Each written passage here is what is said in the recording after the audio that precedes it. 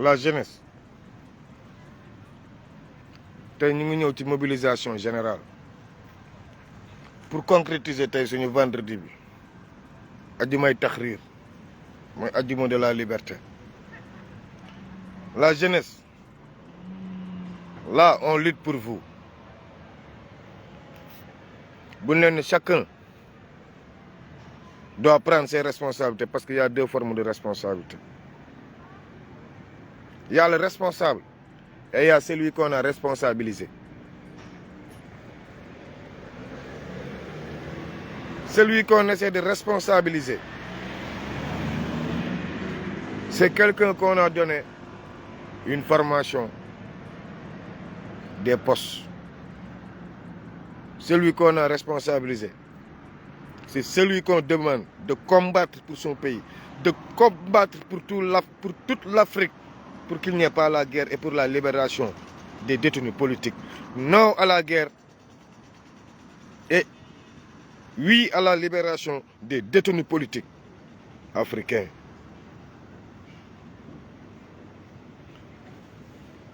Jeunes du Sénégal,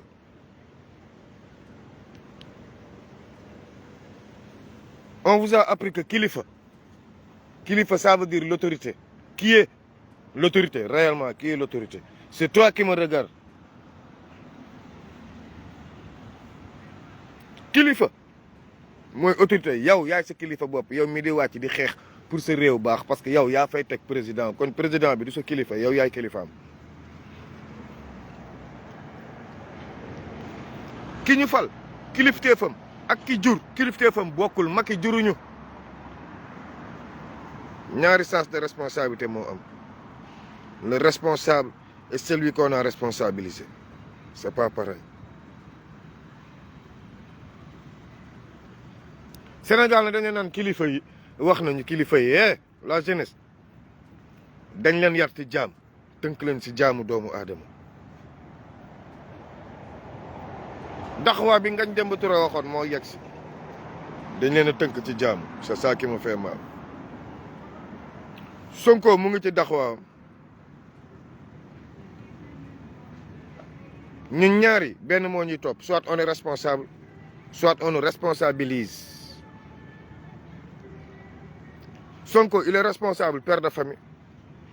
La jeunesse le peuple sénégalais les patriotes l'ont responsabilisé pour qu'il dirige un projet. Soyons clairs là-dessus. Donc sur ces deux épaules il est occupé. Nous on a un seul épaule occupée. Africains, Africaines, réveillons-nous, vous chers Sénégalais, la jeunesse. Sonko vous attend à l'hôpital.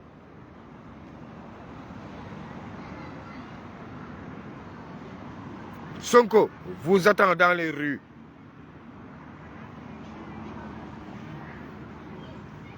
Sonko vous demande de manifester. C'est pour ça qu'il observe ce qu'il observe. C'est pour ça qu'il est en train de mener une lutte acharnée contre le système. Il faut être intelligent et intègre, mes frères. C'est là qu'il calcule. Foog ngeen yeewu Sénégal foog ñu yeewu moment bi wàcc xeex bi mu jeex. Foog ñu xeex bi mu jeex ku nekk dem faal. bëgg leen continuer kilifa diine yi yemaan kilifa diine yeeg ay kilifa armée il ne gère rien du tout. C'est le peuple qui décide d'une guerre et non l'État ni le gouvernement. Triangle boobu foog ngeen xam ko yéen jeunesse bi yéen ay majorité yéen état yéen ñi peuple bi yéen ay majorité. yéen gendarme est-ce que jàng ngeen loolu gendarme africain yéen militaire africain est-ce que jàng ngeen loolu yéen policier africain est-ce que jàng ngeen loolu. L'État c'est le peuple et c'est le peuple la majorité. Le gouvernement ce n'est rien du tout c'est des voleurs crépuscule de personnes dirigés par qui? Sénégal ku ci nekk jëlal say responsabilité. ku yaakaar ne état jox na la xaalis ba doo génn xeex yaa xam ëllëg bu réew mi di ndóol ci ni ndóol ngay bokk. ku jóg xeex sa bopp nga xeexal kuy xaar ñu fay la pour nga xeex. ndeysaan Sénégal dafa bëri alalu borom barke mooy doom yoo xam da nga leen di jur ba pare ñu dem kër sëriñ bi joxe seen bopp toog fa ne ay Baay Faal lañ ñii dem nekk bëkk néeg ñii dem di dunguru en grosso modo dunguru mooy alalu borom barke. yow mi toog di encaisser 10 000 par jour ne doo xeex foog na yaa ngi dund lu neex c'est de la minabilité xamoo sax li ngay dund. pour lan ngeen war a xeex bi dañ cey wéet te balaa guddi benn secret bu ndaw laa leen di jox. Sonko ne compte que sur la jeunesse boo leen gisee Sonko di xeex nii tey nekk ci lutte bi ñi ko yaakaaroon ñëpp démissionné. Bart wax si moom lu bëri duma ko ci mën man duma genre nit boobu parce que yéen tey fa ngeen wàcc dem kër Bart jëli parce que yéen ñu di ci Dakar yëpp ku ñu tëj kaso Dakar suñu combattant yi Bart moo la suxlu ay élément Bart ñoo la suxlu xam naa bu baax lu may wax je mesure mes mots. booy Grand Dakar yi booy ñaari tali yi Grand Yoff foofu yëpp Bart yëg naa li nga fa dugal ci xaalis ba jox Macky Sall ay garantie ne ko fenn du yëngu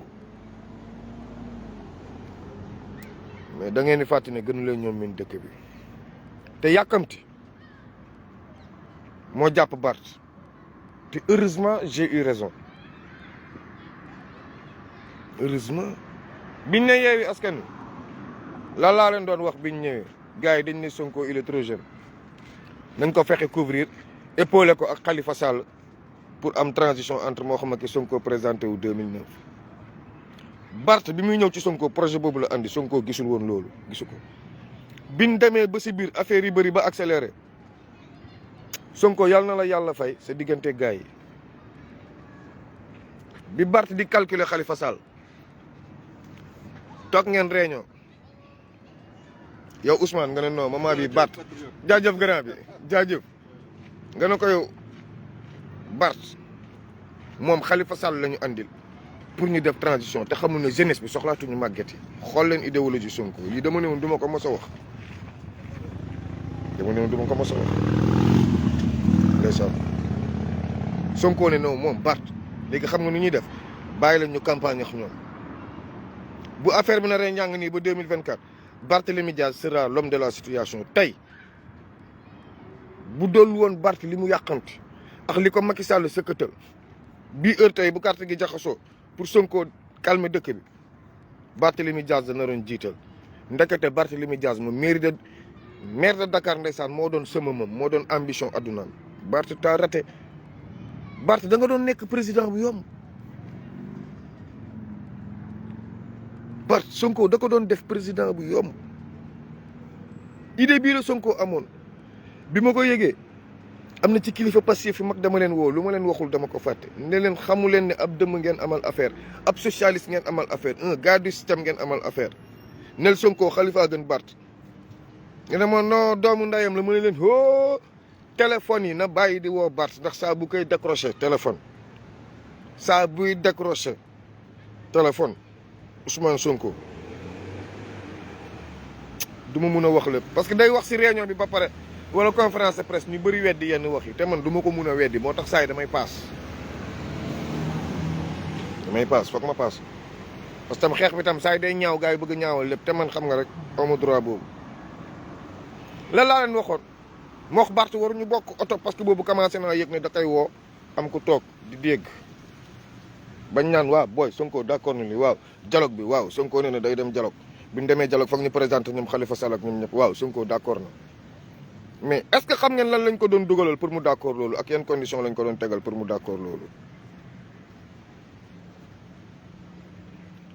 Sonko de ça fait 2 ans bi may jéem a dugg seen biir pour ne leen Bart day lekk Sonko na ko sori Sonko boobu mu ngi naan 2024 bu naree cool Macky Sall nar a reporter élection war a nar dem état de siège Barthélémy Diaz la ñuy andi def ko amu Pastef gis nga Sonko amul woon sax idée ay naan Pastef ay Birame Souleye Diop wala Bassirou Diomaye Faye dem ay deuxième homme ni au cas de Pépin pour mu présenter ko Pastef Ousmane Sonko n'a pas ses idées Ousmane Sonko mosul xalaat sax loolu ay naan Birame Souleye Diop bay ñëw ak kii mooy ñëw il n'a pas ses idées de nañ leer léegi nañ ko wax mu leer Ousmane beneen politique la yor gis na ne moment yi mouvance bi moo wax Barth ñoo téye jeunesse bi mu gis ne bu ñu demee ba 2024 gars yi nan ko sacrifier Barth la ñuy dugal mu ñëw taxaw mais yàlla buy defar ñi la nar a yàkkal ñëpp lay effacer faxa sénégalais gañe ngeen Sonko li mu leen yéenee mu ëppoon moo baaxoon ba mu ëpp moo tax gars yi def ko innocent foog na ñu ngi koy yéeg fekk Sonko leen yéeg actuellement ndax dëkk bépp xam nañu Barth yéen leer na leen ne seen diggante ak seen borom Barth il ne sera jamais président de la République or 2024 bii Sonko tey xelam yëpp xolam yëpp mu ngi ci métti métti bu ma makki sëkkatalee Barth day jóge mairie de Dakar dem palais de la République ma ñàkk sama ndey Sonko ñun xale Casamance gi nga da ngeen di wax ak nit ñi rek jub mu dugg ne leen hey lii parti socialiste la Macky Sall moo leen ne affronté leen booy bi pour ñu xam leen yow Khalifa Barth tegoon sa bopp yow jeune moo gën tey nga xeexal Khalifa Sall ba ñàkk loo xam ne dootoo ko dabaat ba abadan te Sonko da ko doon teg sa loxo yow présidence yow palais Sonko yow Barth moo tax bi ngay toog di xasanteeg Sonko di xaqaranteeg moom ndeysaan Sonko day toog gisu leen buy wax si Barth du sax mun wax seetu leen Sonko buy wax si Barthélemy du mun wax ku dem ba ne doomu ndey nga moo tax saa yi damay bëgg a wax yu bëri mais dama naan oh Barth daal comme Sonko n'avait pas compris dafa joxe xolam ak xëtëram il n'avait pas compris moo tax tey yéen Sénégal gis ngeen nu gars yi waree Sonko ni war carrément woo naa fi politicien bu nekk seen kanam waaw wala déet woo naa fi sëñ Moustapha Sy woo naa fi Aïda Mbodj def naa fi combinaison bu nekk pour ñu ñëw jàppale ci Sonko mais kan moo ñëw qui est venu kii wax leen ma ko kenn ana Déthié Fall bi ñu doon rumbandaat Sonko bi ñu ko tegalee ne Déthié Fall mën nañu ko teg deuxième homme fort parce que Barth peu mosul nangu peu Sonko boo ko ne Barth peu mun la non wax ma keneen Ousmane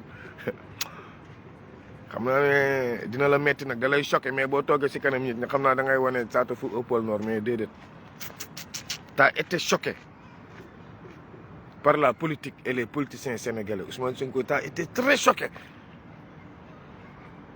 bi nga demee garde à vue kaso bi yëg yu bëri da nga jommi maa ngi waxanteeg gars yi am na pénitencier yoo ne non grand bi waxoon na ko déedéet parce que grand bi waaw dégg naa ne wax ngeen ko sama lépp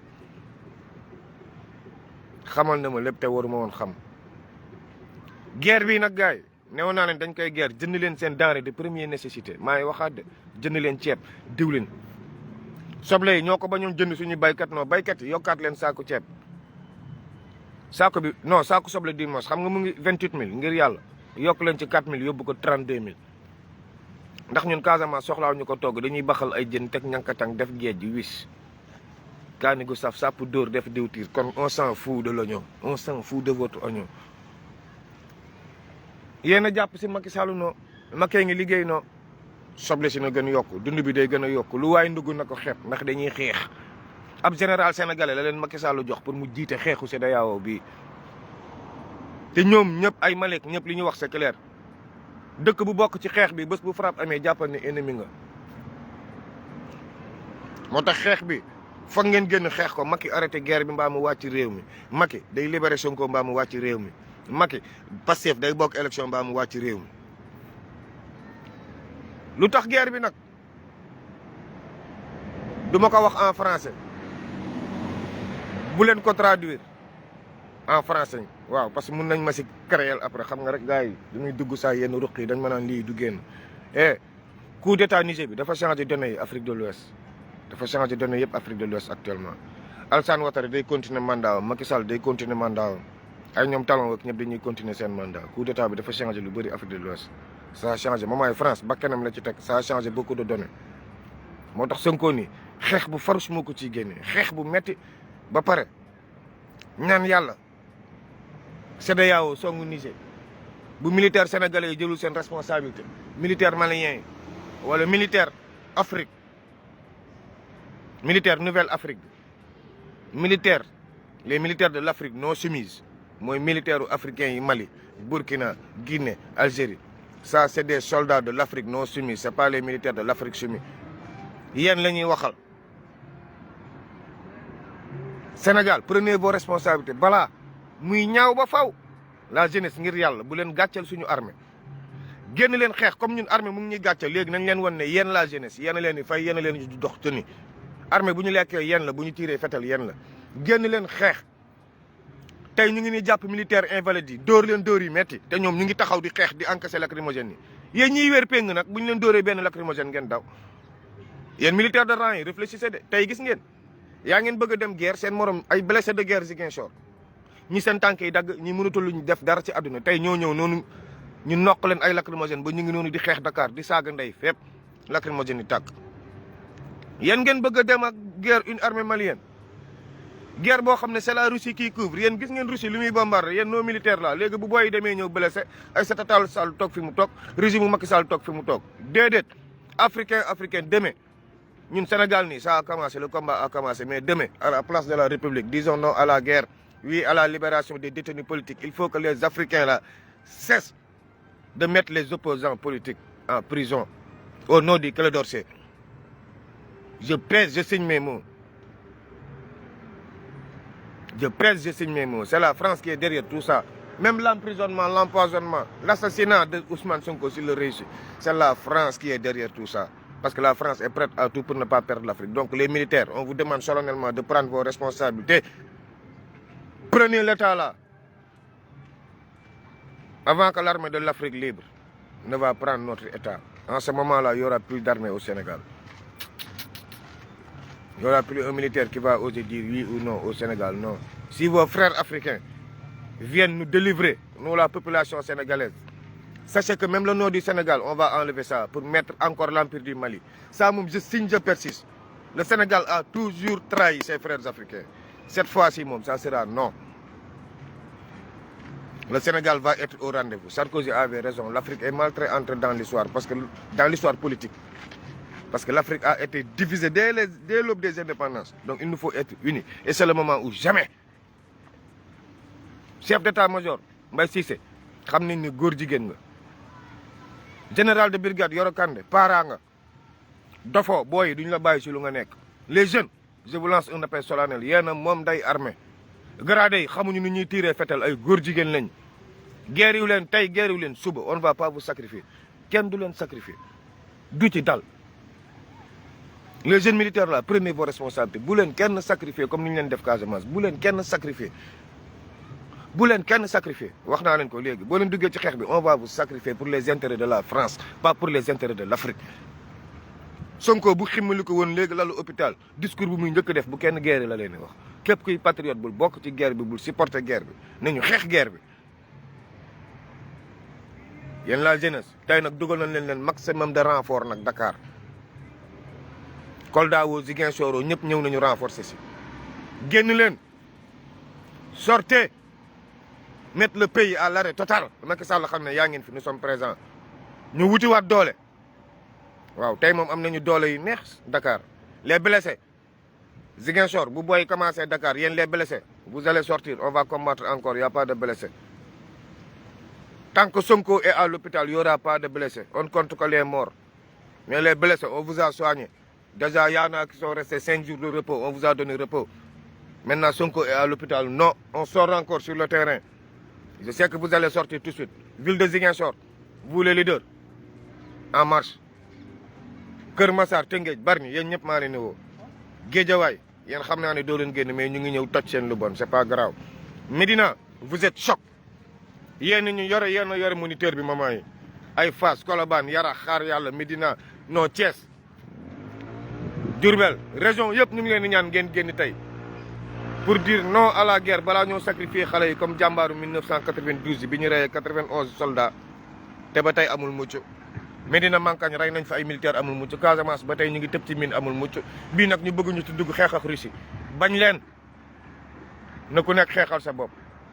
Sortez et dites non à cette guerre sortez et dites non ci lu ñu jàpp 1100 et quelques détenus politiques c'est pas sérieux Macky Sall. Nous, actuellement, on est pour des coups d'État de la liberté.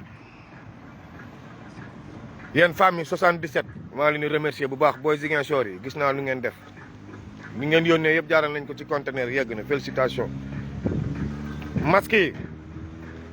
masque yi gis naa ne masque yi bëri dugg na yéen ñi soxla ay masque après da ngeen may jël su suuf ma passe leen ay masque le maximum de masque ñu ngi Dakar mais booy sérieux ñuy combat laa koy jox de fayuma kenn combat kuy wàcc combat ma jox la essence bu nga soxla li nga soxla lépp loo soxla ma jox la ko.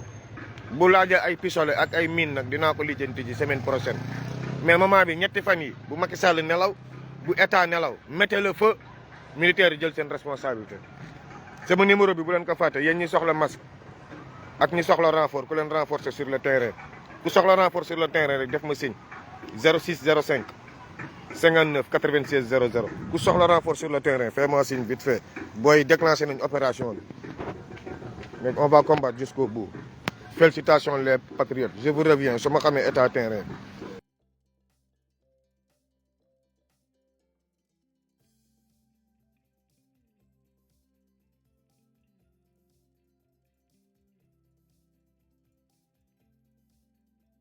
Il nous faut beaucoup de maturité, beaucoup de responsabilité. Que tel ait insulté Sonko ou tel ait diffamé Sonko n'est pas important. Restons focus sur le projet et sur les étapes à franchir pour pouvoir appliquer ce projet et montrer aux Sénégalais qu'on peut gérer autrement et avoir des résultats. Notre projet